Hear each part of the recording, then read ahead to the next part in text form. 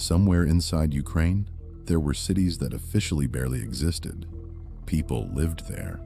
They worked there. They raised families there. But the outside world was never supposed to know what was happening beneath their feet. From the outside, it looked completely ordinary.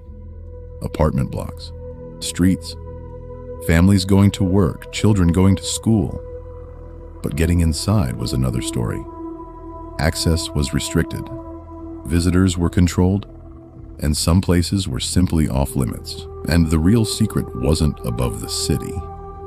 It was below it. Behind reinforced doors and concrete walls was another world. Long corridors disappeared into the darkness.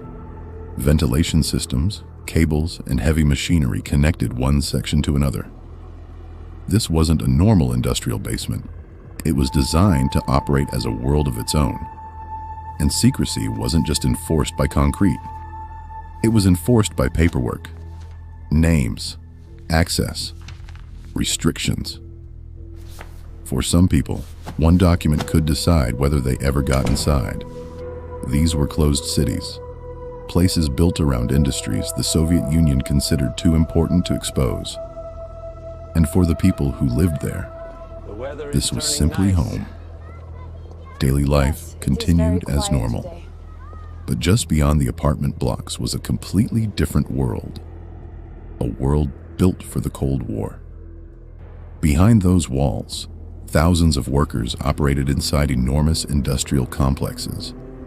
The scale was almost impossible to understand from the outside. For the workers, it was a job. They followed routines, operated machines, and built things they could rarely discuss outside the factory. But the technology being produced here was anything but ordinary.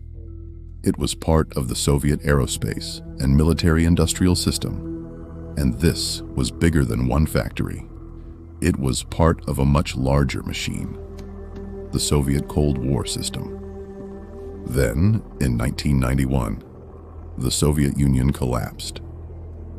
The system that had protected these places for decades began to fall apart. Today, much of that world has changed. The factories are quieter. The secrets are older. But the concrete, the machines, and the stories remain. Some secrets were never meant to survive the Soviet Union, but they did. And they are still there.